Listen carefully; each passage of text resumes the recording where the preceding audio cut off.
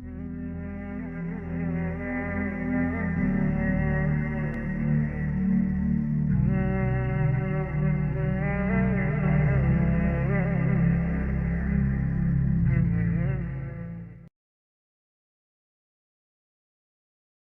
رمضان شریف بھی آ رہا ہے، اور آپ کو معلوم ہے ہم نے رمضان میں پڑھائی رکھی ہے، چھٹیاں نہیں رکھی۔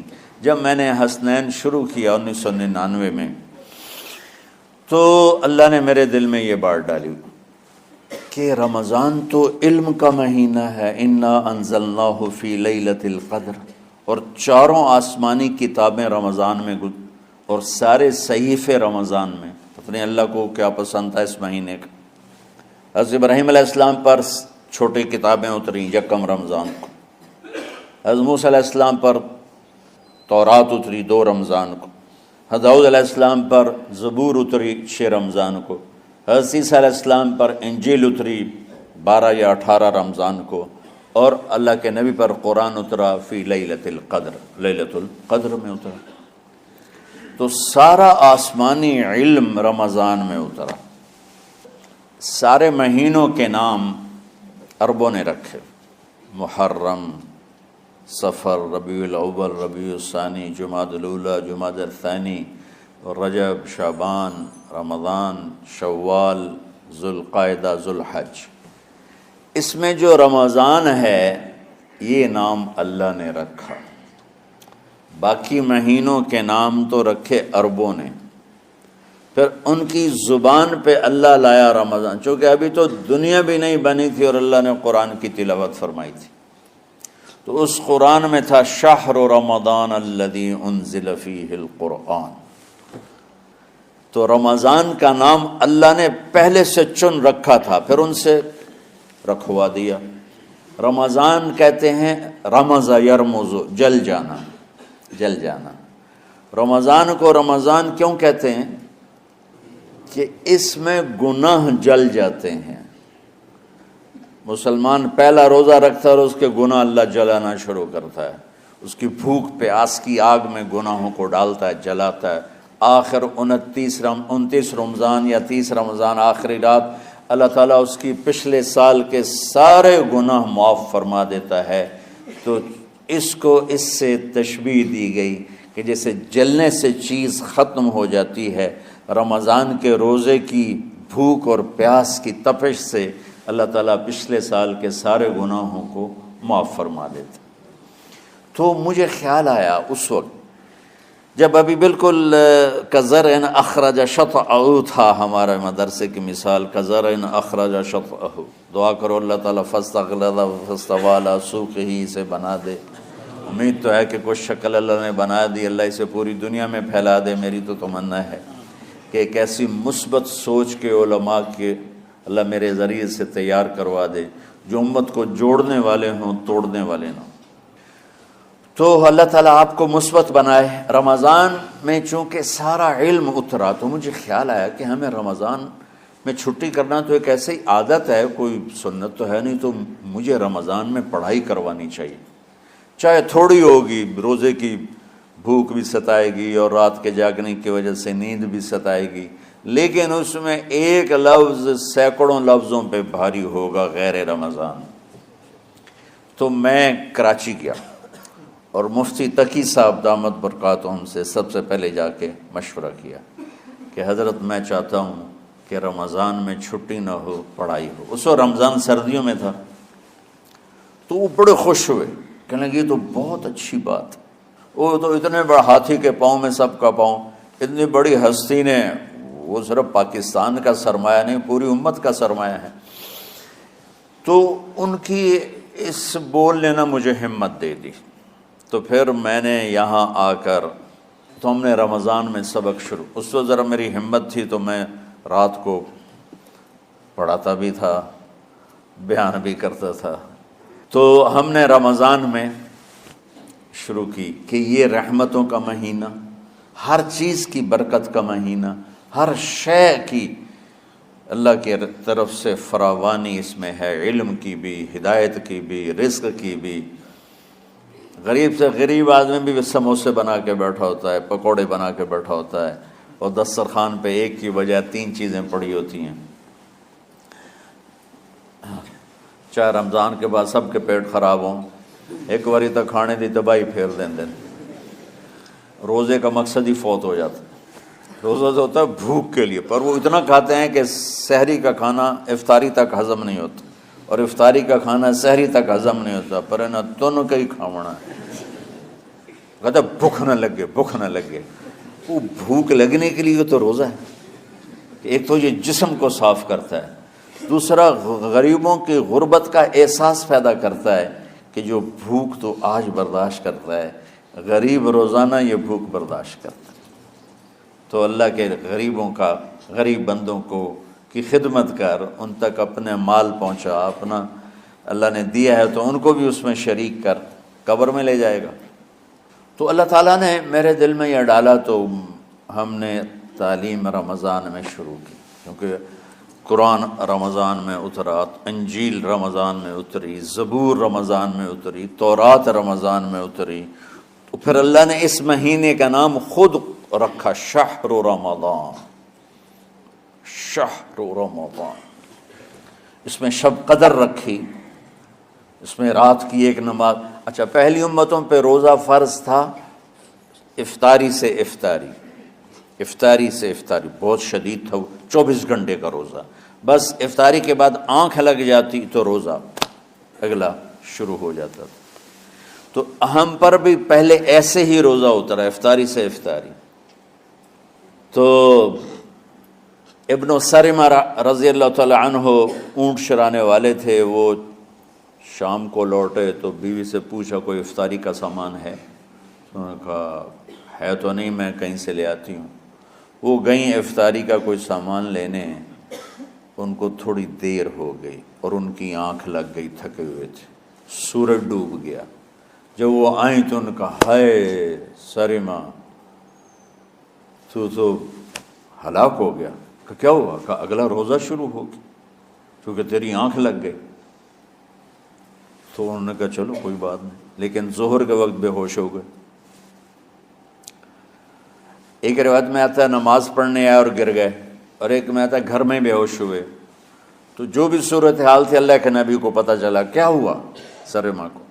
کہا جی وہ افطاری کر نہیں سکے تو روزہ شروع ہو گیا تو بے ہوش ہو گئے۔ تو اللہ کے نبی رنجیدہ ہوئے، تو اللہ تعالیٰ نے قرآن اتار دیا، چلو میرے محبوب ساری رات کھاؤ، حتی یتبین لکم الخیط الابیض من الخیط الاسود من الفجر، کہ میرے محبوب صبح صادق تک آپ کی امت کو اجازت ہے، کھاؤ۔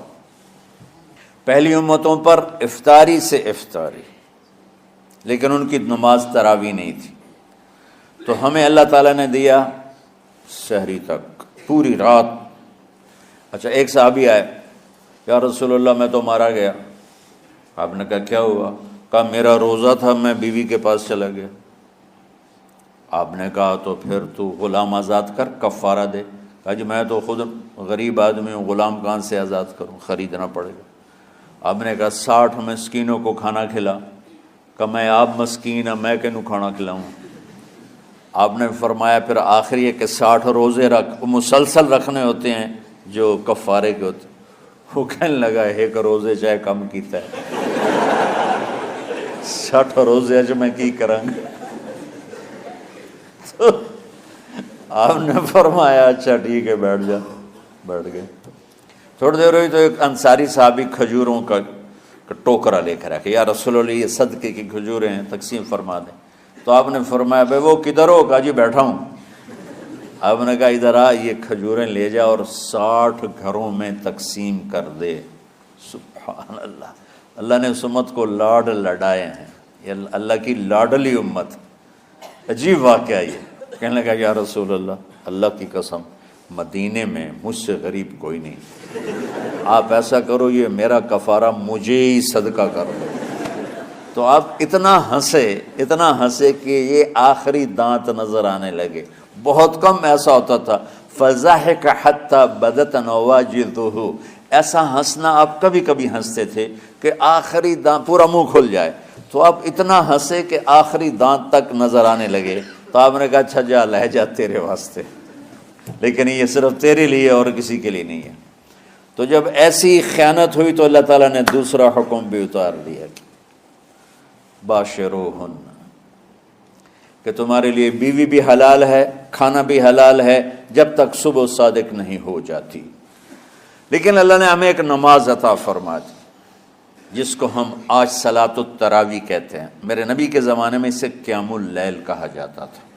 تو اللہ نے ہمیں رات کی نماز عطا فرمائی، اور چونکہ یہ ایک مشقت ہے تو میرے نبی نے کہا یہ رات کی نماز کے ہر سجدے پر 1500 نیکی لکھی جاتی، 1500 نیکی لکھی جاتی، اور اللہ تعالیٰ ہر سجدے پر جنت میں ایک محل بناتا ہے جس کے 60,000 سونے چاندی کے دروازے ہوتے، اور ایک درخت اس کے لیے لگاتا ہے جس کے نیچے 100 سال گھوڑا دوڑ سکتا ہے۔ تو رمضان کا اہتمام آپ رجب سے شروع فرما دیتے تھے۔ میرے نبی نے 9 رمضان دیکھے، 9 رمضان اپنی زندگی میں، 9 رمضان۔ 10ویں رمضان سے پہلے آپ اللہ کے پاس تشریف لے گئے۔ آپ کی زندگی میں روزے فرض ہونے سے آپ کی وفات تک 9 رمضان گزرے، اور میں قربان جاؤں اپنے نبی پر، اپنی امت پہ کیسی شفقت تھی۔ آپ سحری کھاتے تھے بالکل آخری وقت، ادھر بلال اذان دے رہا ہے اور ادھر آپ آخری لقمہ کھا رہے ہیں، اور ادھر سورج نیچے ہوا اور آپ کھجور منہ میں۔ ایک آدمی اوپر کھڑا ہوتا تھا مدینے میں تو وہ چھت پہ، گھر کی چھت پہ کھڑا ہوتا تھا، سفر میں ہے تو وہ کسی پہاڑی پہ کھڑا ہوتا تھا۔ جو ہی سورج کا کنارہ نیچے جاتا اب فوراً وہ کہتا یا رسول اللہ قد غربت، تو آپ کھجور منہ میں ڈال لیتے تھے، یا پانی، کبھی پانی سے افطار فرماتے تھے، کبھی کھجور سے افطار فرماتے تھے، کہ میری امت پہ بھوک کا وقت کم سے کم آئے۔ آج کل جو یہ ہمارے افطاری کے اوقات ہیں نا، یہ سورج ڈوبنے کے بھی 2-2.5 منٹ بعد کے ہیں کہ احتیاطاً، ٹھیک ہے چلو احتیاط کر لو کوئی مسئلہ نہیں، لیکن اصل ہے ادھر چونکہ اب سورج ہمیں نظر ہی نہیں آتا ہے، اس طرح ہم گھرے ہوئے ہیں شہروں میں، دیہاتوں میں بھی اب اس طرح کا ماحول ہے کہ وہ نظر نہیں آتا ہے، تو بہتر کہ ادھر سورج غائب ہو ادھر لقمہ منہ میں جائے۔ لیکن یہ تب ہے جب آپ نظر آ رہا ہو۔ اب جب آپ یہاں بیٹھے ہو حسنین میں تو یہاں تو کوئی سورج نظر نہیں آئے گا، یہاں تو مینار ہی نظر آئے گا، تو لہٰذا احتیاط ٹھیک۔ ہمارے اہل حدیث بھائی وہ 2 منٹ پہلے ہم سے افطار کرتے ہیں، تو بڑی اچھی بات ہے کہ سورج کے غروب ہونے کا جو اصل وقت ہے اس کے ساتھ ہی افطار کرنا۔ اور سحری میں ایک واقعہ سناتا ہوں، آپ سحری کھا رہے تھے، بکرے کی سری پکی ہوئی تھی، تو مولا علی رضی اللہ تعالیٰ عنہ اور عرباض بن ساریہ رضی اللہ تعالیٰ عنہ آپ کے ساتھ کھانا کھا رہے تھے، تو حضرت بلال ہے، یا رسول اللہ وقت ختم ہو گیا ہے، میں اذان دینے جا رہا ہوں، آپ برائے مہربانی کھانا پینا بند کریں، اور یہ کہہ کر چلے گئے۔ چھت، ایک انصاری عورت تھی، اس کے گھر کی چھت پہ چڑھ کے اذان دیتے تھے، چڑھنے لگے تو پھر واپس آئے کہ دیکھوں اللہ کے نبی نے کھانا چھوڑ دیا یا نہیں، آگے دیکھا تو وہ کھا رہے تھے۔ انہوں نے کہا یا رسول اللہ واللہ لقد اصبحت، یا رسول اللہ اللہ کی قسم سحری کا وقت ختم ہو گیا، صبح ہو گئی۔ تو آپ نے ہاتھ پیچھے کر لیا، کہہ رہے تیرا بھلا ہو بلال، ابھی وقت باقی تھا، تیرے قسم کھانے پر اللہ نے اس کو پہلے نکال دیا کہ تیری قسم کہیں جھوٹی نہ پڑ جائے۔ تو حضرت علی نے فرمایا کہ اگر بلال قسم نہ کھاتے تو جب تک میرے نبی کھاتے رہتے صبح صادق نہیں ہونی تھی، تو بالکل آخری وقت میں آپ کھاتے تھے تاکہ کم سے کم وقت امت پہ بھوک کا آئے۔ تو اللہ تعالیٰ آپ کے علم میں برکت دے۔ رمضان علم کا مہینہ ہے، سونے کا نہیں ہے، کھانے کا نہیں ہے، سموسے پکوڑے کا نہیں ہے، رمضان علم کا مہینہ۔ شب قدر اس میں ہے، اللہ کا عرش پہلے آسمانوں پر ہے، سارا دن ساری رات اللہ کے اعلان ہو رہے ہیں، کوئی بخشش چاہنے والا، کوئی معافی چاہنے والا، کوئی رزق چاہنے والا، کوئی ہدایت چاہنے والا، کوئی شفا چاہنے والا، اور فرشتوں کے اعلان ہو رہے ہیں، بھلائی کرنے والے آگے بڑھ، برائی کرنے والے بس کر دے۔ تو جو رحمت رمضان میں میرے نبی نے فرمایا اگر میری امت کو پتہ چل جائے کہ رمضان کیا ہے تو یہ تمنا کریں گے کہ کاش سارا سال ہی رمضان ہوتا۔ تو بچوں آپ خوش قسمت ہیں کہ آپ کا جو رمضان ہے وہ علم کی طلب میں ہے۔ اس میں اگر آپ سوئے بھی ہوگے نا تو آپ کو وہ اجر ملے گا جو نفلیں پڑھنے والوں کو بھی نہیں ملے گا۔ ایک شخص آیا کہ یا رسول اللہ، اب دیکھو آپ اللہ کے راستے میں ہو، آپ اللہ کے راستے میں ہو۔ ایک شخص آیا، یا رسول اللہ کیا میں کچھ مال خرچ کر کے اللہ کے راستے میں جانے والے کا اجر لے سکتا ہوں؟ آپ نے فرمایا کتنے تیرے پاس؟ کہنے لگا جی 6000۔ اس دور میں 6000 بہت بڑی دولت تھی۔ تو آپ نے اسے فرمایا کہ تو 6000 تو کچھ کہہ رہا ہے اور میں یہ کہہ رہا ہوں تو سارے بھی خرچ کر دے تو جو اللہ کے راستے میں سویا ہوا ہے اس کی نیند کے اجر کو بھی نہیں پا سکتے۔ تو آپ سب اللہ کے راستے میں، آپ طلب علم میں۔ یہ ملک رہن دے نہیں ہے، یہ ویکھن دے کہ بیٹا یہ ملک رہنے کے قابل نہیں ہے، یہ دیکھنے کے لیے ہیں، آؤ سیر کرو چلے جاؤ۔ چونکہ جتنا ہم اللہ سے دور جاتے ہیں، ایسا نہیں کہ یہاں رہنا میں کوئی مشکل ہے جو اللہ سے دور ہوتا ہے وہ مدینے میں بھی مشکل میں ہوگا اور مکے میں بھی مشکل میں ہوگا اور یورپ میں بھی مشکل میں ہوگا اور ایشیا میں بھی مشکل میں ہوگا، چونکہ وہ نیچرل لائف نہیں گزار رہا۔ کہ اللہ سے جڑنا یہ سب سے پہلا صحیح قدم ہے انسان کا۔ دین ایک خوبصورت زندگی گزارنے کا طریقہ ہے۔ دیکھو آپ یہ ان چیزوں سے اس حال کو خوبصورت بنا سکتے ہو، لیکن یہاں اندر کی خوبصورتی ہے وہ ان چیزوں سے نہیں آتی۔ دنیا کی محفلوں سے اکتا گیا ہوں یا رب، کیا لطف انجمن کا جب دل ہی بجھ گیا ہو۔ 100 بار چمن مہکا 100 بار بہار آئی، 100 بار چمن مہکا 100 بار بہار آئی۔ دنیا کی وہی رونق، دل کی وہی تنہائی، یہ مار دیتی ہیں اندر کے اندھیرے، اندر کی ویرانیاں۔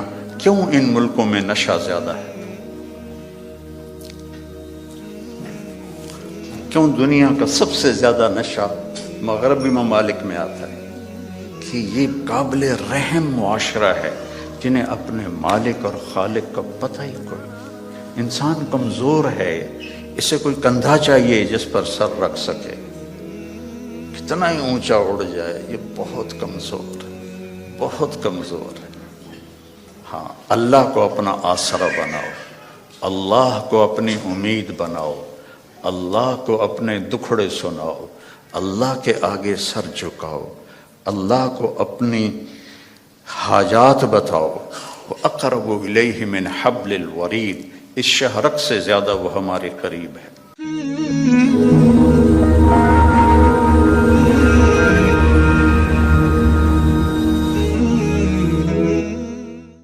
ہم نے آپ کا سینہ کھول دیا۔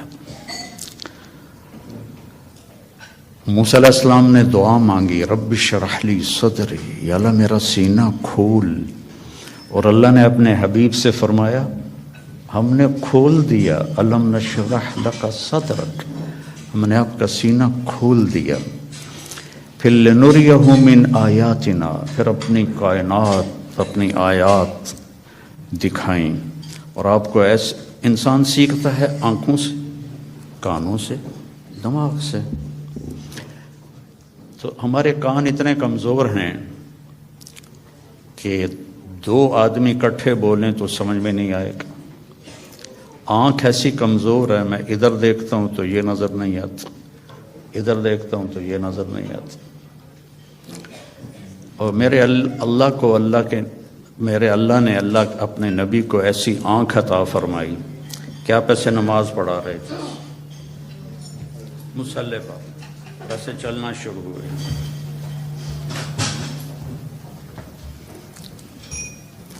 دیوار کے ساتھ آ کے کھڑے ہو گئے۔ اس وقت محراب نہیں ہوتے تھے، محراب اور مینار عمر بن عبدالعزیز رحمۃ اللہ علیہ نے بنوائے، اس سے پہلے نہیں تھے۔ اس کے بعد پھر آپ پیچھے ہٹنا شروع ہوئے اور جہاں پہلے کھڑے تھے وہاں پہنچ گئے۔ اب یہ کام آپ نے پہلے کبھی نہیں کیا تھا۔ جب آپ نے سلام پھیرا تو صحابہ نے پوچھا یا رسول اللہ کہ آج عجب بات دیکھی ہے، یہ کیا کیا آپ نے؟ تو آپ نے فرمایا کہ جب میں نماز پڑھا رہا تھا تو اللہ نے میرے اوپر جنت کو کھولا۔ جنت کہاں ہے؟ ساتویں آسمان پر اس کی فاؤنڈیشن ہے، اور پھر عرش جا کر اس کی چھت بنتا ہے، سقفہا عرش الرحمن، اس کی چھت جو اللہ کا عرش بنتا ہے۔ تو وہ کیا آنکھ ہے جو مسجد میں کھڑے ہو کر ساتویں آسمان پر بنی ہوئی جنت کو دیکھ رہی ہے؟ اور آپ نے فرمایا پھر میں نے دیکھا کہ اس کے جو انگوروں کے گچھے تھے وہ ایسے دیوار کے باہر لٹکے ہوئے تھے۔ تو بڑی کوشش کی دنیا والوں نے کہ اس جہان کو جنت بنائیں، اور بنا نہیں سکے، پہلے سے زیادہ مشکل بنا دیا۔ زندگی پہلے سے زیادہ دکھی ہے۔ یہاں کے لوگ کوئی سوکھی زندگی نہیں گزار رہے۔ مجھے آتے ہوئے 40 سال ہو گئے۔ 82 میں سب سے پہلے چلہ میرا لگا تھا، اس کے بعد ہر سال۔ تو یہاں کی زندگی قابل رحم ہے، سہولتیں زیادہ ہیں، زندگی سہولت کی نہیں ہے، اوکھی زندگی ہے، مشکل زندگی۔ ہمارے پاس سہولتیں کوئی نہیں ہیں پر زندگی بڑی سوکھی ہے۔ میرے ایک دوست تھے یہاں، تو وہ مجھے انہوں نے اپنی گاڑی میں بٹھایا تو وہ بڑی خوبصورت تھی، تو میں نے بھی پہلی دفعہ دیکھی تھی۔ کہنے لگے مولانا یہ گاڑی 2.5 لاکھ پاؤنڈ کی ہے۔ میں نے کہا اس کا نام کیا ہے؟ کہا مے بیک، پہلی دفعہ نام سنا۔ میں نے کہا اس کا ڈرائیور کون ہے؟ کہا جی ہاں ڈرائیور نہیں ہوتا، ہم خود ہی ڈرائیو کرتے ہیں۔ میں نے کہا پھر ہماری سزوکی اچھی ہے 1 لاکھ کی، جس میں ہم 2 ڈرائیور رکھتے ہیں، ایک صبح کا ایک شام کا، پیٹرول بھی تم خود ڈالتے ہو اور ٹائر بھی خود صاف کرتے ہو اور میٹس بھی خود صاف کرتے ہو۔ ہمارے پاس اللہ نے نوکر دیے ہوئے ہیں جو سارے کام کرتے ہیں۔ تو یہ جنت بن نہیں سکتی، ڈیزائن کرنے والے نے اسے جنت کے لیے نہیں بنایا۔ یہ دکھوں کا گھر ہے، یہ ابتلا کا گھر ہے، یہ دار الفنا ہے، یہ دار البوار ہے، یہ دار الابتلا ہے۔ اس کو آپ جنت نہیں بنا سکتے۔ خیر ایسے بات آگے ایک بدو آیا، یا رسول اللہ حل فی الجنت من عنب، اس کا یہ ساؤنڈ ٹھیک کرو، آواز ہے، حل فی الجنت من عنب، جنت میں انگور ہیں؟ آپ نے کہا نعم ہیں۔ تو وہ کہنے لگا کم قطف واحد، تو ایک گچھا کتنا بڑا ہوگا؟ تو ابھی رات ہم آئے تو کھانے میں انگور رکھے ہوئے تھے، ایڈے گچھے۔ تو آپ نے فرمایا مسیرۃ شہر للغراب لا یقع لا یفتر لا ینثنی، ایک گچھا انگور کا، ایک گچھا، ایک کوا 1 مہینہ سیدھا اڑے ایسے، لا ینثنی، نہ ادھر جائے نہ ادھر جائے، لا یفتر، نہ سست پڑے نہ کہیں رکے، اور پورا مہینہ اڑتا رہے، تو جہاں جا کے اس کی پرواز ختم ہوگی بعد 30 یوما فتلک قطف واحد، ایک گچھا 1 مہینہ کوے کی پرواز کے برابر ہو تو وہ کیا چیز ہے، کیا جہان ہے۔ وہ دیہاتی تھا، کہنے لگا کم حبۃ واحدہ، یا رسول اللہ ایک دانہ کتنا بڑا ہوگا؟ تو آپ نے فرمایا حل ذبح ابوک من غنمک تیسا عظیما فسلخ احابہ فآتاہ لأمک وقال لها اتخذی منہ دلوا قال نعم قال فتلک حبۃ واحدہ۔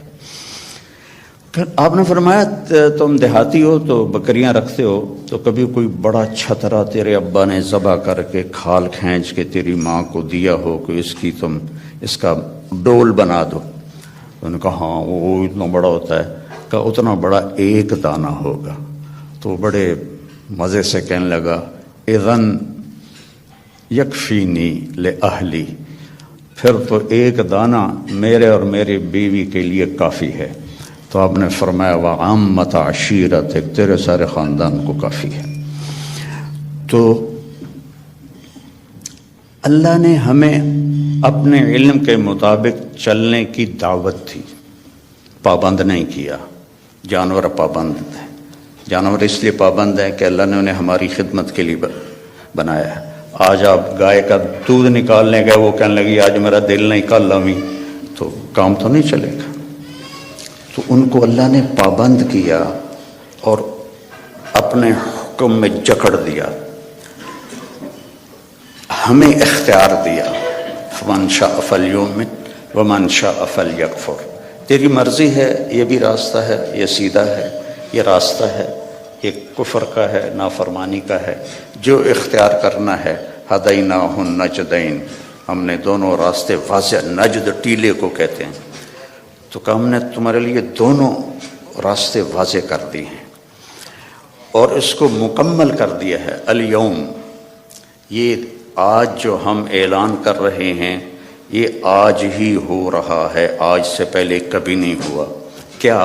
اکمل، تو ہم نے دین کو کامل کر دیا، لکم، صرف تمہارے لیے، تم سے پہلے یہ کام کبھی نہیں ہوا۔ اتممت علیکم، اور نعمت کا اتمام کیا تم تمام کے لیے، اور نعمتی، نعمت کے لفظ میں ہے کہ یہ بہت آسان ہے، نعمت نعومت سے نکلا ہے، تو یہ میرا جو دستور حیات ہے یہ بہت آسان ہے۔ وَرَضِيتُ لَكُمُ الْإِسْلَامَ دِينًا، اور میں نے اس لیے تمہارے لیے اس اسلام کو پسند فرما دیا ہے۔ تو یہ ایک مکمل ضابطہ حیات ہے۔ کمال کہتے ہیں جب صفات پوری ہوں، تمام کہتے ہیں جب اجزاء پورے ہوں۔ صفات پوری ہوں، اجزاء پورے نہ ہوں تو تمام نہیں کہتے، کمال کہتے ہیں۔ عطا بن ابی رباح صحابہ کے دور میں فتوے دینے لگ گئے تھے، بڑے کامل انسان تھے، صحابہ بھی ان سے فتویٰ پوچھتے تھے، لیکن اندھے تھے، ایک ہاتھ سے معذور تھے، ایک ٹانگ سے معذور تھے، اور حبشی غلام تھے۔ تو تمام نہیں، کمال ہے۔ تو میرا اللہ کہہ رہا ہے دین کامل بھی ہے، دین تمام بھی ہے۔ پھر آپ نے ایک تسلی دی، اللہ نے تمہیں دین دیا، شرع، بہتے پانی کو شرع کہتے ہیں۔ بہتا پانی کتنا مزے کا ہوتا ہے، آپ کو صاف رکھتا ہے، آپ کے چیزوں کو صاف رکھتا ہے، خوبصورت نظر آتا ہے، آپ کی پیاس کو دور کرتا ہے۔ اللہ نے تمہیں دین دیا، وَجَعَلَهُ سَهْلًا، بہت آسان بنایا۔ بھوکے کو روٹی کھانا مشکل، پیاسے کو پانی پینا مشکل، سہلاً، آسان بنایا۔ سمحن، نرم بنایا، نرم، واسعاً، کھلا، کشادہ،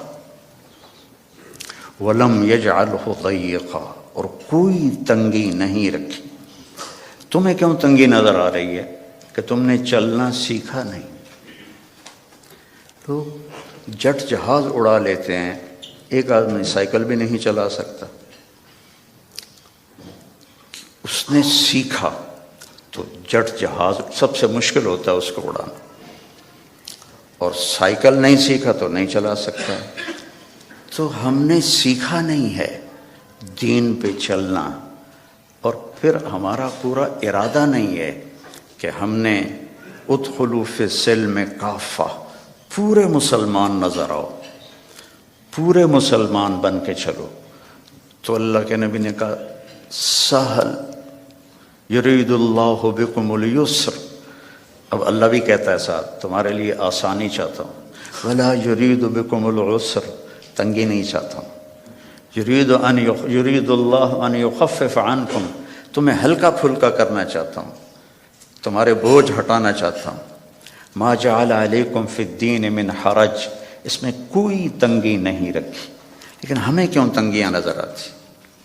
کہ ہم نے سیکھا نہیں، ہماری ترجیحات میں آخرت نہیں ہے، جنت نہیں ہے، جہنم سے بچنا نہیں ہے، بس پاؤنڈ اور پاؤنڈ اور پاؤنڈ اور پاؤنڈ، ایک دوڑ لگی ہوئی ہے، مال کے پیچھے بھاگے جا رہے ہیں، بھاگے جا رہے ہیں، بھاگے جا رہے ہیں، اپنے آپ کا بھی ہوش نہیں ہے۔ ہمارے ایک رشتہ دار تھے قریبی، تو وہ 82 میں پہلی دفعہ آیا تھا، تو میں ان کو ملا، میں نے کہا دور سے میرے ماموں لگتے تھے، میں نے کہا ہماری جماعت آئی ہے، آپ تشریف لائیں۔ کہنے لگے پتر مینو ویل نہیں، پنجابی سمجھتے ہو نا، پتر مینو ویل نہیں، بیٹا میں فارغ نہیں۔ اس کے بعد میں کتنے دفعہ آیا، ان کا یہی جواب ہوتا تھا، پتر مینو ویل نہیں۔ 2000 میں جب میں آیا تو ان کا خود فون آیا، بیٹا مینو آ کے مل، بیٹا مینو آ کے مل۔ تو ہیلی فیکس میں رہتے تھے، تو میں ملنے گیا تو وہ گھر میں اکیلے بیٹھے تھے۔ کہنے لگے پتر 26 سال بعد پتہ لگ گیا کہ میں نے اتنے نہیں آنا چاہیے سی۔ ایک 6 بیڈ روم میرا گھر ہے، 6 بیڈ روم چھوٹا گھر تو نہیں ہوتا نا، آپ لوگ جانتے ہی ہیں، آپ کو تو ویسے ہی چھوٹے چھوٹے گھونسلے ہوتے ہیں، تو وہ بھی لکڑی کے ہوتے ہیں، کھڑ کھڑ کھڑ کھڑ کھڑ کھڑ دوڑ دوڑ دوڑ دوڑ دوڑ۔ تو وقت دیکھا 6 بیڈ روم گھر ہے میرا، میری ساری اولاد چلی گئی مینو چھڑ کے، اب میں کلا بیٹھا۔ تو میں پاکستان میں مجھے نمک مرچ چٹنی روٹی تو مل ہی جاتی، اب میرے پاس اتنا پیسہ ہے کہ مجھے سمجھ میں نہیں آتا کہ میں اس پیسے کو کیا کروں۔ تو میری مامی نے مکمل کیا جملہ، پتر اے ملک رہن دے نہیں نے ویکھن دے نے، اے ملک رہن دے نہیں نے اے ویکھن دے نے، کہ بیٹا یہ ملک رہنے کے قابل نہیں ہے، یہ دیکھنے کے لیے ہیں، آؤ سیر کرو چلے جاؤ۔ چونکہ جتنا ہم اللہ سے دور جاتے ہیں، ایسا نہیں کہ یہاں رہنا میں کوئی مشکل ہے، مشکل ہے جو اللہ سے دور ہوتا ہے وہ مدینے میں بھی مشکل میں ہوگا، اور مکے میں بھی مشکل میں ہوگا، اور یورپ میں بھی مشکل میں ہوگا، اور ایشیا میں بھی مشکل میں ہوگا، چونکہ وہ نیچرل لائف نہیں گزار رہا۔ کہ اللہ سے جڑنا یہ سب سے پہلا صحیح قدم ہے انسان کا۔ یا عبادی خلقتک لعبادت، یا ابن آدم خلقتک لعبادتی فلا تلعب وتکفلت برزقک، خلقتک لعبادتی، میں نے تجھے اپنی عبادت کے لیے پیدا کیا، تو فلا تغفل، تو میری عبادت سے غافل نہ ہو، وتکفلت برزقک فلا تتعب، میں نے تیرے رزق کا ذمہ لے لیا ہے، اپنے آپ کو زیادہ نہ تھکا، اپنے آپ کو زیادہ نہ تھکا۔ ابن آدم اطلبنی تجدنی، ابن آدم میری طلب میں آ، تجدنی میں تجھے مل جاؤں گا، ضرور مل جاؤں گا، دنیا کے لیے وعدہ کوئی نہیں۔ من کان یرید العاجلہ عجلنا لہ فیہا ما نشاء لمن نرید، جو ہم سے دنیا چاہتا ہے ہم اتنی دیتے ہیں جتنا ہم چاہتے ہیں، اور اس کو دیتے ہیں جس کو چاہتے ہیں۔ اور ادھر اللہ نے کہا اطلبنی تجدنی، میری طلب میں آ، تو مجھے مل جائے گا، میں تجھے مل جاؤں گا۔ فإن وجدتنی وجدت کل شیء، اگر تو نے مجھے پا لیا تو نے سب کچھ پا لیا۔ وإن فتنی فاتک کل شیء، اور تو نے مجھے کھو دیا تو سب کچھ کھو دیا۔ وأنا خیر لک من کل شیء، اور میں تیرے لیے ہر چیز سے بہتر ہوں۔ تو میرے بھائی بہنوں، بچوں بچیوں، دین ایک خوبصورت زندگی گزارنے کا طریقہ ہے۔ دیکھو آپ یہ ان چیزوں سے اس حال کو خوبصورت بنا سکتے ہو، لیکن یہاں اندر کی خوبصورتی ہے وہ ان چیزوں سے نہیں آتی۔ دنیا کی محفلوں سے اکتا گیا ہوں یا رب، کیا لطف انجمن کا جب دل ہی بجھ گیا ہو۔ 100 بار چمن مہکا 100 بار بہار آئی، 100 بار چمن مہکا 100 بار بہار آئی، دنیا کی وہی رونق دل کی وہی تنہائی، یہ مار دیتی ہیں اندر کے اندھیرے، اندر کی ویرانیاں۔ کیوں ان ملکوں میں نشہ زیادہ ہے؟ کیوں دنیا کا سب سے زیادہ نشہ مغربی ممالک میں آتا ہے؟ کہ یہ قابل رحم معاشرہ ہے جنہیں اپنے مالک اور خالق کا پتہ ہی کوئی۔ انسان کمزور ہے، اسے کوئی کندھا چاہیے جس پر سر رکھ سکے، کتنا ہی اونچا اڑ جائے، یہ بہت کمزور ہے، بہت کمزور ہے۔ تو اسے کوئی آسرا چاہیے۔ اپنے جیسے آسرے ڈھونڈو گے تو کوئی نہیں ملے گا۔ ہاں، اللہ کو اپنا آسرا بناؤ، اللہ کو اپنی امید بناؤ، اللہ کو اپنے دکھڑے سناؤ، اللہ کے آگے سر جھکاؤ، اللہ کو اپنی حاجات بتاؤ۔ وَأَقْرَبُ إِلَيْهِ مِنْ حَبْلِ الْوَرِيدِ، اس شہرک سے زیادہ وہ ہمارے قریب ہے۔ اور اللہ تک پہنچنے کا راستہ ہے جناب رسول اللہ صلی اللہ علیہ وسلم کی مبارک زندگی، کہ اللہ نے ایک حبیب بنایا۔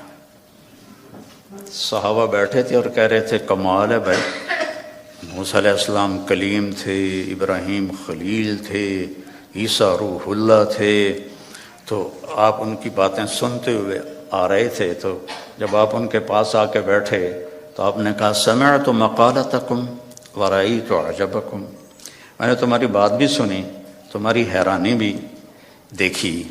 تو اما ابراہیم فخلیل اللہ کما قلتم، ابراہیم واقعی خلیل ہیں۔ اما موسیٰ فکلیم اللہ کما قلتم، اور موسیٰ اللہ کے کلیم ہیں جیسے تم نے کہا ہے۔ اما عیسیٰ فروح اللہ کلمتہ القاہا الی مریم، اور عیسیٰ علیہ السلام روح اللہ ہیں، یہ بھی ٹھیک ہے۔ اما صاحبکم ھذا، سبحان اللہ، کیا خوبصورت، اما صاحبکم ھذا، اور تمہارا یہ ساتھی، یا نبی نہیں کہا، تمہارا یہ ساتھی، فحبیب اللہ ولا فخر، میں اللہ کا حبیب ہوں اور اس میں کوئی فخر نہیں ہے۔ حبیب اللہ، حبیب کس، خلیل ہوتا ہے خلل سے، کہ مجمع میں جب آپ اندر جانا چاہیں تو ایک قدم ادھر ادھر ادھر ادھر، اس کو خلل کہتے ہیں، اور آخر کوئی جگہ ملی وہاں بیٹھ گئے۔ خلیل اس کو کہتے ہیں جس کی محبت دل کے پردوں سے گزرتے گزرتے گزرتے اندر ایک جگہ سویدہ، آخر میں ایک خاص پوائنٹ ہے، وہاں جا کے بیٹھ جائے، اسے خلیل کہتے ہیں۔ اور خلیل کے معنی میں زیادتی کا معنی نہیں ہے، اور حبیب ہے حبہ سے، حبہ کہتے ہیں دانے کو۔ دانے کی صفت کیا ہے؟ ایک کاشت کرو تو 700 ہو جاتا ہے، 700 کاشت کرو تو ہر دانہ فی کل سنبلۃ مئۃ حبہ، پھر اس کو کاشت کرو تو وہ 700 اور ہو جاتا ہے۔ تو دانے کے بڑھنے کی کوئی انتہا نہیں، قیامت تک کاشت کرتے رہو وہ بڑھتا جائے گا۔ تو حبیب اسے کہتے ہیں جس کے محبت کی کوئی انتہا نہ ہو، کہیں کوئی لمٹ نہ ہو۔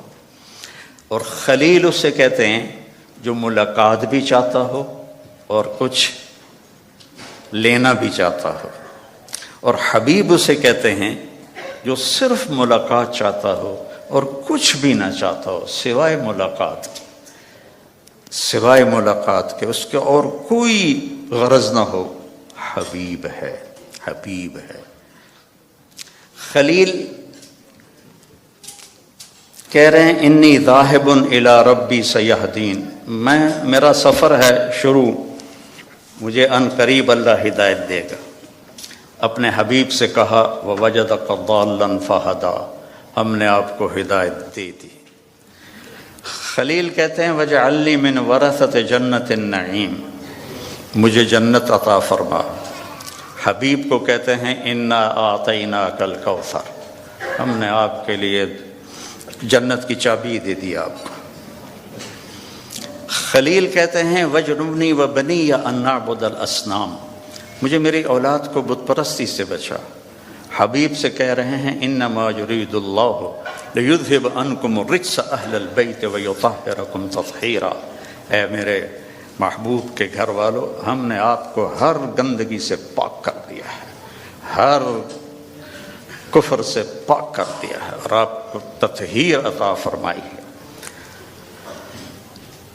اور موسیٰ علیہ السلام کہتے ہیں رب اشرح لی صدری، یا اللہ میرا سینہ تو کھول، اور اللہ اپنے حبیب سے کہتے ہیں الم نشرح لک صدرک۔ اور کلیم کہتے ہیں ویسر لی امری، میرا کام آسان کر، اور اپنے حبیب سے کہتے ہیں فسنیسرک للیسرا، آپ کے لیے آسانیاں کر دیں گے، ہم کر دیں۔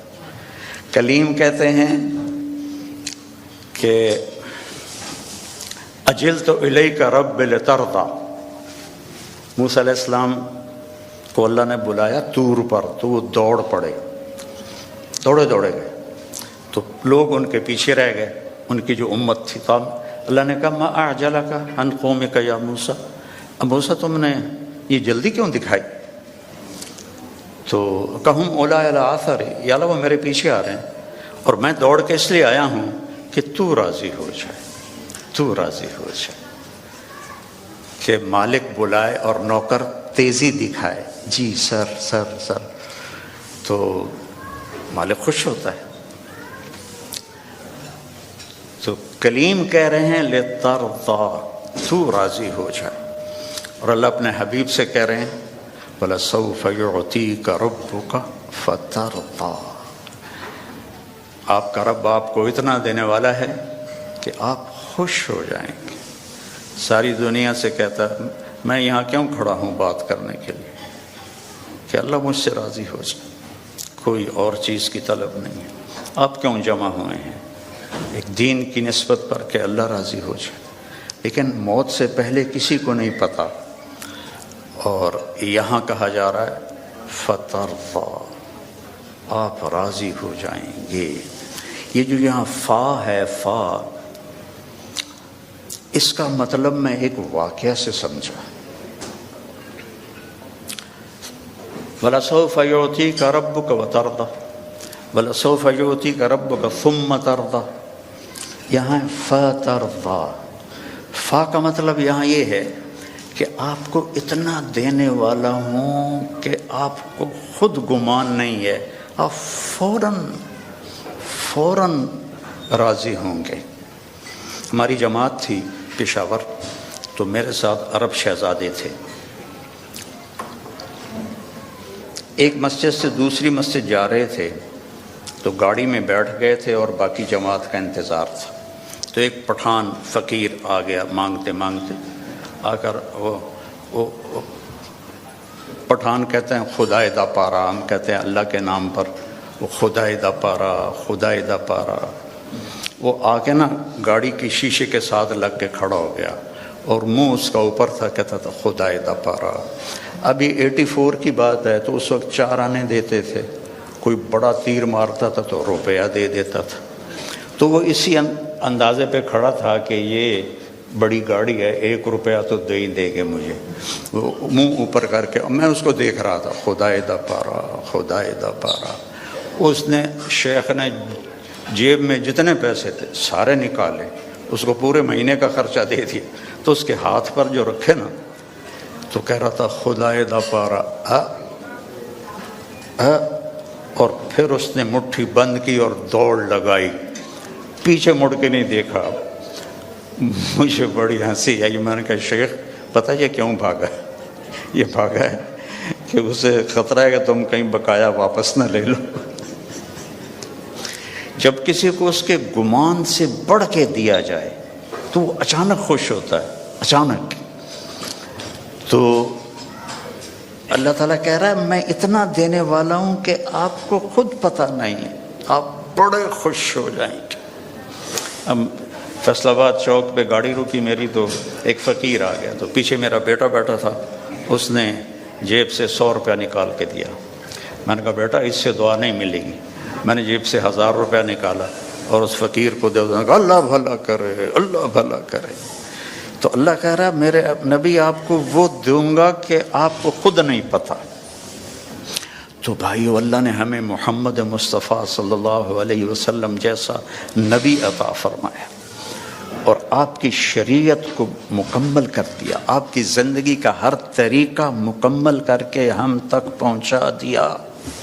بس اس کو فالو کرنا ہے، اس کو سیکھنا ہے، اس کے مطابق زندگی کو گزارنا ہے، تو آپ کی یہ دنیا بھی بنے گی، وہ دنیا بھی بنے گی۔ اللہ تعالیٰ نے آپ کی زندگی چونکہ قیامت تک تھی تو ہر چیز محفوظ کر دی ہے، ہر چیز محفوظ کر دی۔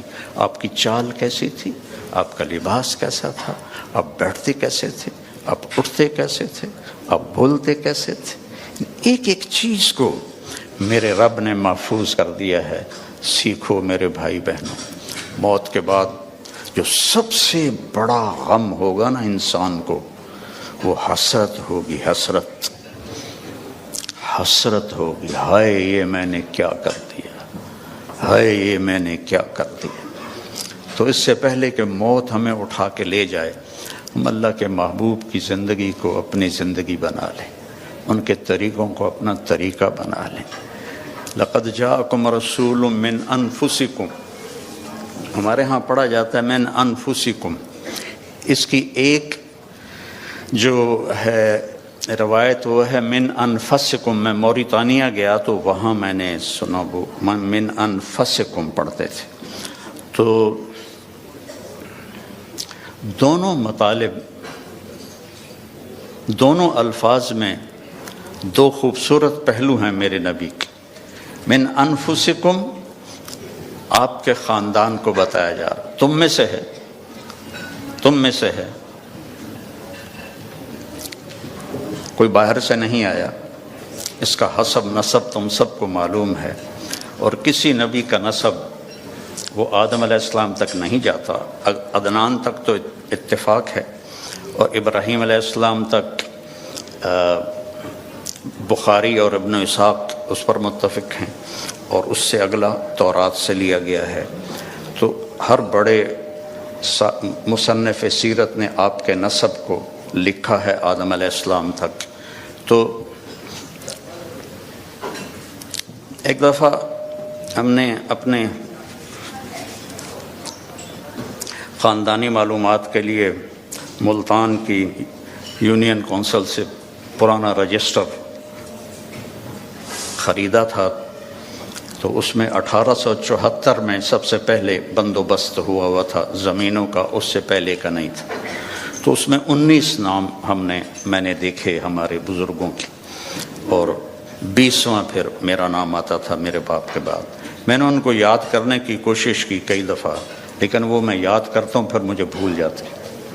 لیکن اپنے نبی جن کا نسب آدم تک جاتا ہے، وہ مجھے اس طرح سینے پہ محفوظ ہو گیا کہ میں جب سلام پڑھنے جاتا ہوں روضہ مبارک پر، تو ہم ایک قدیم ذمہ دار خاندان سے میرا تعلق ہے، اور ہماری ایک ثقافت ہے، ایک تہذیب ہے، ہمارے مراسی ہوتے ہیں جو ہمارے باپ دادا کی پیڑھیاں جانتے ہیں، پھر آ کر ان کی جھوٹی تعریفیں کرتے ہیں، اور ان کا اور کوئی پیشہ نہیں ہوتا، صرف زبان دی کھٹی کھاندے۔ تو وہ پھر ہم سے پیسے بھی لے جاتے ہیں، بچوں کا علاج بھی، بچیوں کی شادیاں بھی، ٹوٹا گھر بنوانا بھی، یہ سارا کچھ میں کرتا ہوں، آج تک ان کے لیے کرتا ہوں، اور وہ جھوٹی تعریف کرتے ہیں۔ مثلا وہ پہلے کہتے ہیں دیر آباد، کبھی کسی کے دیر آباد رہیں، ویران ہوئے کہ نہیں ہوئے؟ سرداریاں قائم، کبھی کسی کی سرداری قائم رہی ہے؟ مٹ جاتی، لیکن پھر بھی ہم خوش ہو کے ان کو دیتے ہیں۔ تو میں نے وہاں روضہ مبارک پہ کھڑے ہو کر کہا یا رسول اللہ، میں آپ کا میراثی بننا چاہتا ہوں، آپ کے گھر کا، خاندان کا۔ آج میں آپ کو سلام پیش کرتا ہوں، جیسے ہمارے مراثی ہیں، ان میں ایک صدیق ہے، بڑا کوڑا، بڑا مسکین۔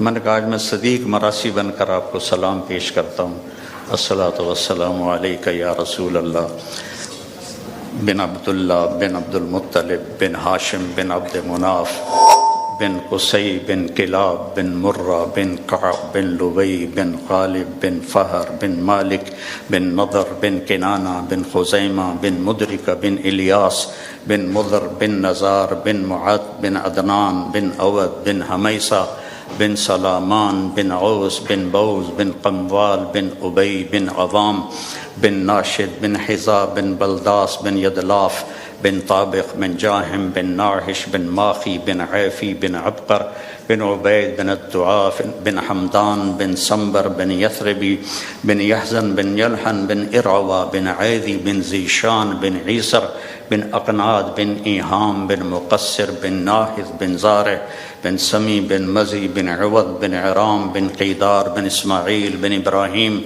بن آذر بن ناحور بن سرود بن رعوب بن فائج بن عابر بن أرفقشاد بن سام بن نوح بن لامك بن متوشالي بن ريس بن يرد بن ملهلئيل بن كينان بن آنوش بن شيس بن آدم علیہ السلام سرداریاں قائم. تو اب میں سن 2000 میں پہلی دفعہ میں تو میں 84 سے رہا ہوں، لیکن وقت ہو چکا ہے. چلو ٹھیک ہے، وقت پورا تو نہیں ہوا، میں زندہ ہوں ابھی. میں نے کہا وقت پورا ہو چکا ہے. اسرائیل تو آیا کوئی نہیں ہے، کوئی اور لکھا کرو، بڑی خبر سنیں دے. تو میرے عزیزوں، میری بیٹیوں، بہنوں، بھائیوں، میرے نبی کی زندگی کی ہر ادا محفوظ ہے. اللہ کے واسطے اسے اپنی زندگی بناؤ، اس کی نقل اتارو. یہاں کا تو پتہ نہیں، پاکستان میں تو نقل مار کے پاس ہو جاتے ہیں، تو نقل اتار لو اپنے نبی کی، پاس ہو جاؤ گے، اللہ پسند فرما لے. تو اس زندگی کو سیکھنا ہے. قرآن پڑھو، قرآن کو سنجیدگی سے پڑھو، اپنے نبی کی زندگی اور سیرت پڑھو، اور کم از کم ایک حدیث سنا دیتا ہوں پھر ختم. آپ نے کہا 4 باتیں مجھ سے لے لو، دنیا بھی تمہاری، آخرت بھی تمہاری. صدق و حدیث، ہمیشہ سچ بولو، جھوٹ نہ بولو. حفظ و امانت، کسی کو دھوکہ نہ دو، دیانتداری سے چلو. حسن و خلیقت، اپنے اخلاق اچھے کرو، بد اخلاق نہ بنو. اور عفت فی طعمت، رزق حلال کماؤ، حرام نہ کماؤ. فرض نماز کے بعد اور فرض روزوں کے بعد اور زکوٰۃ حج اگر پیسہ ہے تو اس کے بعد. یہ صرف 10 لاکھ حدیثوں میں یہ ایک حدیث بتا. صدق و حدیث، سچ بولو. حفظ و امانت، دیانتدار رہو. حسن و خلیقت، اخلاق اچھے کرو. عفت فی طعمت، رزق حلال کماؤ، تو دنیا میں بھی موج ہے اور آخرت میں بھی موج ہے. السلام علیکم.